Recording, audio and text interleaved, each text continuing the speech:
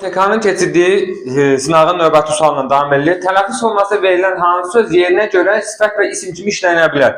Həm sifət kimi, həm isim kimi işlənə bilməlidir burada. Və tələffüz olmasına verilir ha bu. Deməli, sirri necə yazıla bilər? Hansı iki dənə yazılış forması var ki, belə tələffüz olunur? Bir, sirri, onun sirri. Bir də var, sirli. Sirli formasında. İki yazılış forması var və hər ikisi də o forma tələffüz olunur. Deyək ki, hansı tələffüz forması verilən söz yerinə görə sifət və isim kimi. Sirri, onun sirri, isim, sirli. Sirli kitab, necə kitab? Sirli kitab. Burada da sifət. Deməli, biri götürürük. Sonra, başdır. Başdır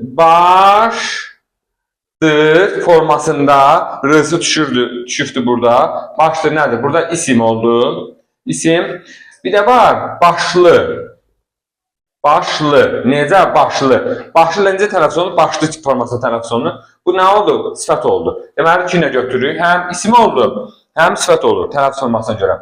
Böyük formasına verir. Bu bir formada yazışı da bir formadadır. Yəni ancaq sifət olur. Üçü götürmürük. Buruq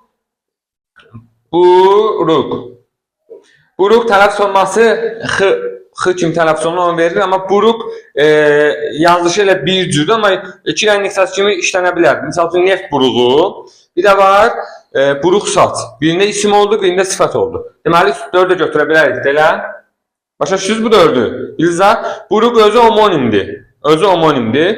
Sifət kimi buruq saat, necə saat, bir də var neft buruğu, burada da isim oldu. Sonra əl açıq hər formada da sifət olur. Bunun isim variantı yoxdur. Yəni elə bu formada da tələffüz olunur. Bir formada yazılışı var. İndi baxaq görə bizə nəsi isim və sifət kimi işlənə bilər. 1, 2, 4. Elə cavabımız varmı? Var. A variantı. Sonra keçdik növbətiyə.